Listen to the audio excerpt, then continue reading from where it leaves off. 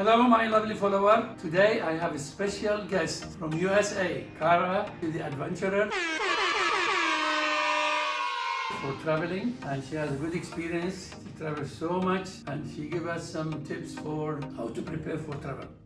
Before that, of course, I would like to thank for Allah for everything we have and the family have, and for our guests. And I love you very much, my lovely follower. We exceeded 1,000 subscribers. I am very happy and thankful to you. So let's start with my lovely Kara.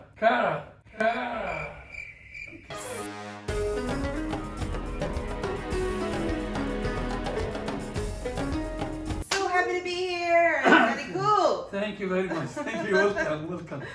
So, Kara, you're welcome to our show. I made it. Thank you. I'm so excited. Bye, Oprah. I'm with Daddy Cool. Would you kindly tell us briefly about yourself?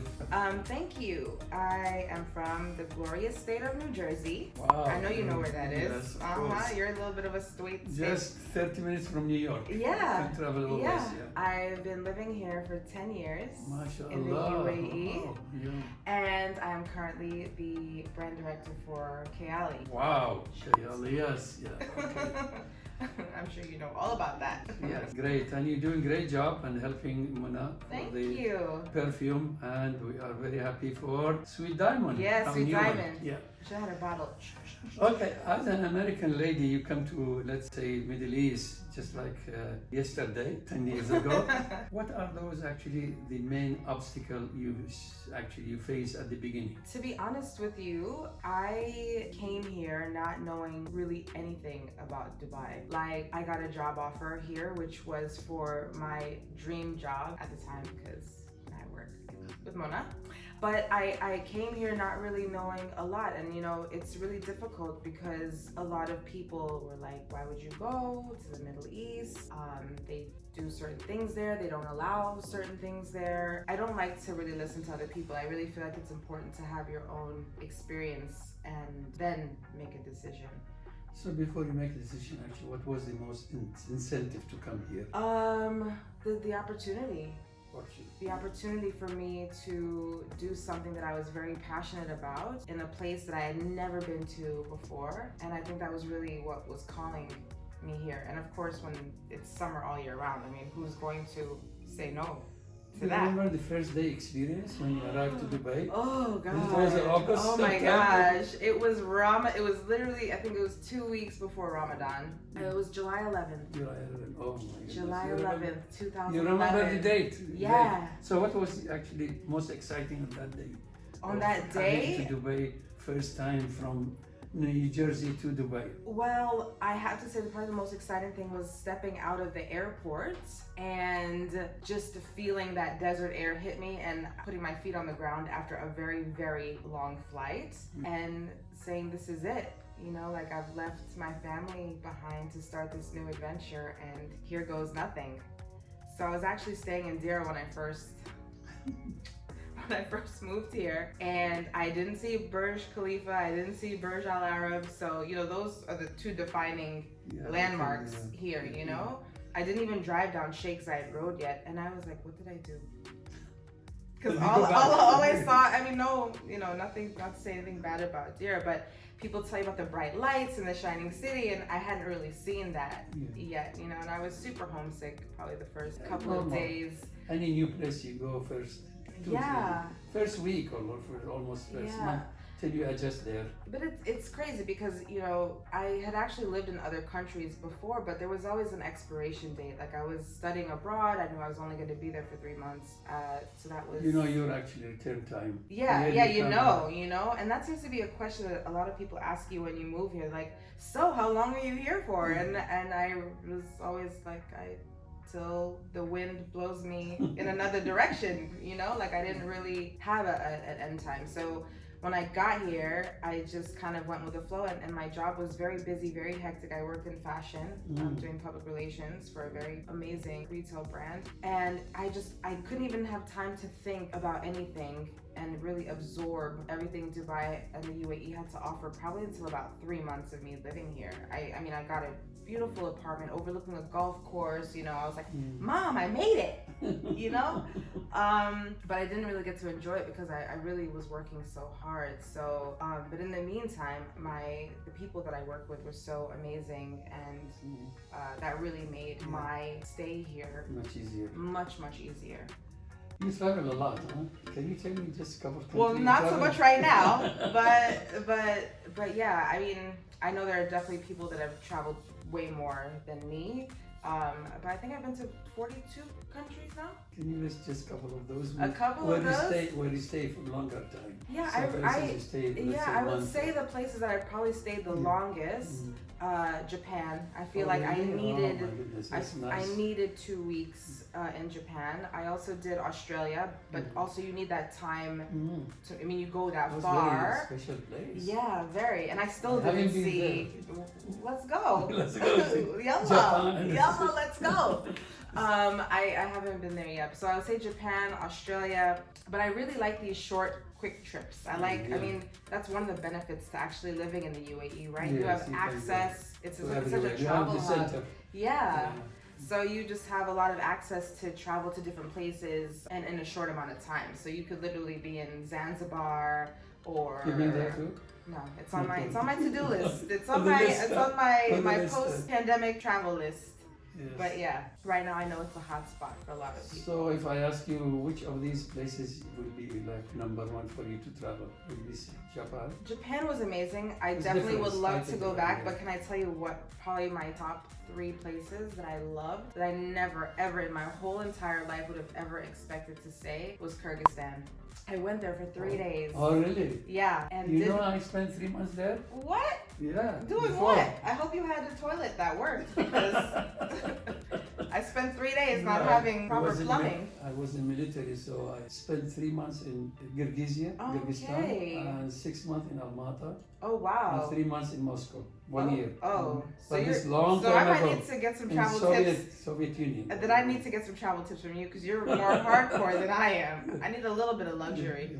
Yeah, but Kyrgyzstan was epic. What actually meant in you actually like the nature?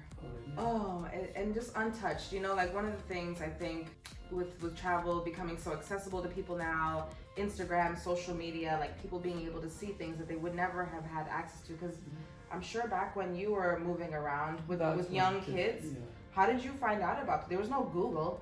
Yes. You know, there was nobody to show you pictures. No mobile. Yeah, exactly. So I think it's a lot more easier now to kind of like follow your heart's desires when you see photos from other people and people giving you information. You know, the world changed completely when I actually traveled at that time. I couldn't travel to any place unless I have permission from the government and the Soviet Union at that time. This is the 70s.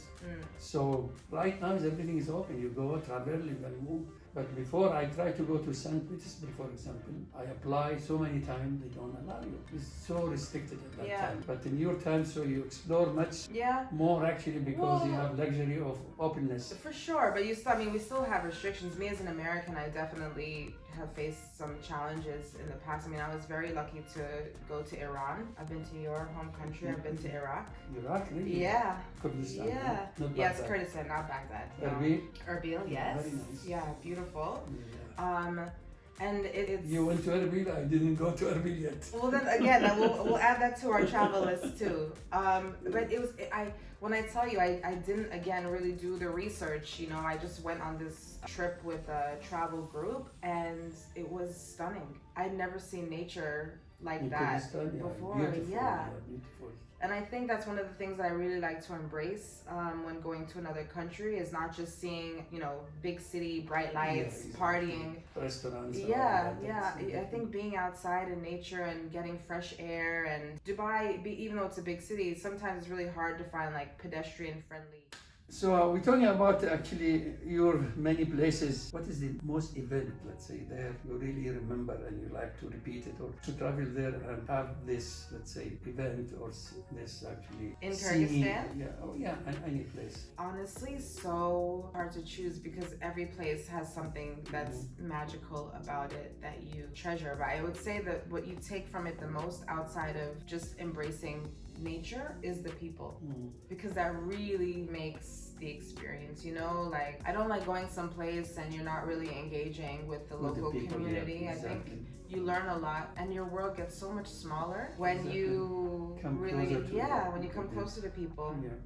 So I feel like that's where I've really found. How is the barrier of language? So most people they speak English, or? Well, you know me, I like to pick up a few words here and there, you know, and use them. But I think it's a good point to try to learn a few words before you leave. Some phrases that you'll be using, because I think people can really appreciate. Exactly, yeah. They that. feel like you are interested in their culture. Even though it's funny, because sometimes when I go places, people want to speak English to me because they want to practice their English. Exactly, So I'm like, no, but I want to speak to you in your language, and they're speaking to me in English. But I think it's good, and it's always actually nice to ask people how you say things as well. Because you're really lady for exploring and seeing something. I'm here almost 19 years, but I did not do like you, going to many places.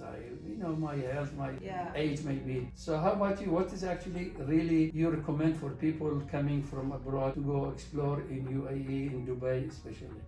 I think a lot of people are drawn to Dubai due to this whole like big city, skyscraper, nightlife aspect of Dubai. But I feel like there's a lot of culture and a lot of adventures to be had outside or off of Sheikh Zayed Road, let's say, which is the main road if you guys don't know. So for me, like, I love camping. There's a wonderful place called Mleha. That actually is an archological site as well, where you can see fossils. It's in Sharjah actually. Yeah, it's in. So I mean, you could have, it was the your old hood. To university. Yeah. The university city. Yeah, so I would think like camping, hiking. There's so many opportunities. I think a lot of people coming out of the pandemic have really explored a lot of places for hiking, but obviously, gone to Wadi Shauka, which is very popular. There's Hatta. There's so many places to go. But for hiking, obviously, because of the temperatures here, you need to go really, really early in the morning and stuff like that, and make sure you have the proper. Exactly. And it's always traveling with this group is much better. Yeah. More interesting than individual. Yeah, and I've got a good group of friends that like to have some adventures as well, so it's good. But there's also museums that you can go to in Sharjah as well. The Sharjah Art Foundation. There's a rain room, which we don't really see a lot of rain here, so it's good to get a little. It's actually in Sharjah. It's not too far from the Sharjah Art Foundation. But yeah, it's a really awesome place. Good photo opportunity. Is there any nice place for, let's say, walking? Yeah, well, I mean, we're here, aren't we? Right? The Palm is great. There's a massive boardwalk that goes around the east and west crescent, which is lovely if you want to walk, roller skate, skateboard, ride a bike. You've got Kite Beach as well, which is super nice. A lot of food places there as well if you want to get some sun and some grub. And places like downtown still is, and Marina. Have you have a chance to go to the new theater of Dubai? The Opera House?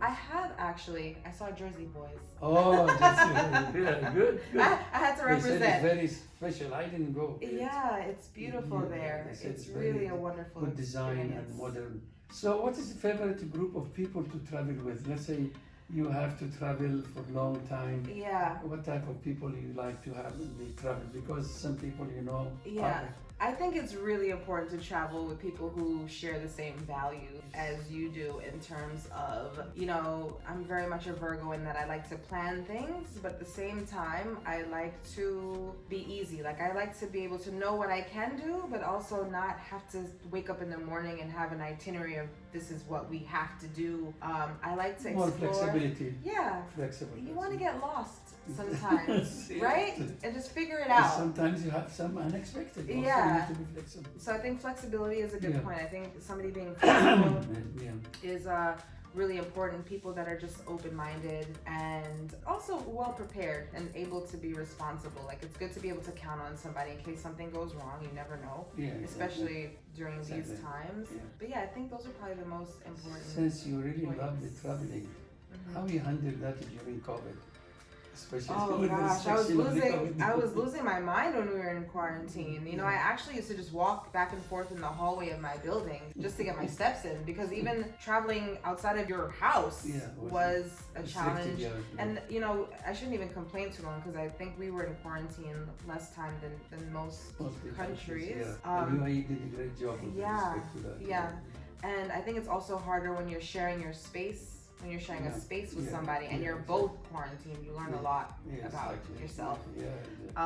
So yeah, it was definitely challenging during quarantine. I would like to ask you, since you have traveled so many countries, from Japan to Africa to Russia and all these, Kyrgyzstan. If let's say somebody asks you, what are the main tips for the traveler, especially going some destination unknown for them, what would be that as advice for someone to travel? I would say right now during these times, it's really important to do your research before leaving the country where you reside. Getting information about any COVID restrictions, vaccinations, or any kind of details around your passport and being allowed to enter a country and exiting. Not even just coming in, but how to get out. And knowing who your embassy contact is, just in case. Again, depending on where you're going. Maybe it's not so important if you're going to the Caribbean, but maybe it's important if you're going to Iraq. For example, I would say the next thing is make sure whoever you're going with, you actually like. Make sure worst case scenario, you can stay in the same room with them, even if they snore. But yeah, just, being open-minded, and being open to other cultures. I think, for sure. Flexible. Yes, for sure. If something unexpected happens. Depending on where you're going, I think the best thing is always to pack light. I've definitely learned the hard way. I took one whole suitcase full of shoes to Australia. Really? 10 pairs of shoes I took to Australia. Like I was a celebrity. I don't know. I wore the same flip-flops the whole entire time that I was there. So I would say like packing light. Just being a smart traveler. Like you don't need to bring, too many stuff. 10 ball gowns if you know you're not going to be going out. I would definitely say pack a lot of underwear. That's a pack enough underwear and put one in your carry-on. We won't talk about that story here today, but and I would also say, like, once you get to the place, really look for opportunities to explore local culture. And I think the best way to do that, which I think you can relate to because I've learned a lot about you through this, is food. I think the way to the heart is so the food you actually can explore the culture and some custom of the country. Like a national dish, or just understanding. I went to Nepal and stayed with a family, and they cooked for me and they would explain, it was almost like farm to table experience. They're getting the food from their own farms. But there was like one light bulb in the whole like house, and they would have to cook under this light. It was totally different learning experience. Here you just order Deliveroo, right? yes, especially fast food. So I would say those are really, really important. I think also we talked about language, right? So I think learning, words, just some words, some phrases. I think people really appreciate you. If you know a couple of words. And I think it's out of respect as well. Just trying to learn. Become closer to the people. By talking their language. Speaking of food, I actually got you something. I just came back from Albania and I brought you a gift. How was your trip in Albania? I think Mona's gonna try to take it though. It was amazing. It was really amazing. This is actually, I just gave the tip and I didn't do any research on Albania, I hate to say, but a good friend of mine is actually Albanian, so I trust her. And it was incredible. I mean, the landscape itself changed so drastically in the short hours. Montenegro almost. Around Greece. We can go to Montenegro together. Yes, I'm waiting. I'm waiting. Let's do it. But I brought you this gift, and I feel like it's really. Oh, thank you very much. I went to a farm. Oh, really? Yeah, and I was like, I think very cool. And see, I've got the Albanian eagles on there. Oh, So I gotta represent. Was the ice cream? Oh no, that wouldn't have lasted. Yes. Oh, lovely. Thank you very much. So am I invited to dinner now? Because we're gonna have these. Yes, very nice. Thank you very much. You're welcome very much. So when you go to Japan, I am expecting some car there from Toyota. Lexus. Have you not been to Japan yet? You guys No, are meant to go, I think. Actually, Ali, Huda and Chris and Noor, they plan to go and they have ticket, but before COVID. Yeah. But that was in April, so COVID happened. Yeah. They canceled it, but we plan to go maybe Yeah. after I think next you would year. love it. Next year. I think after you will New Year. really love it. Yeah. Kara, thank you very much for your actually today. You came for my episode. Thank you. And I'm sure our lovely follower will actually have many comments, I hope subscribe. so. And at the end, I would like to ask you about the quote of the traveling for traveler. I love the quote, "Not all who wander are lost." My quotation is, Yes.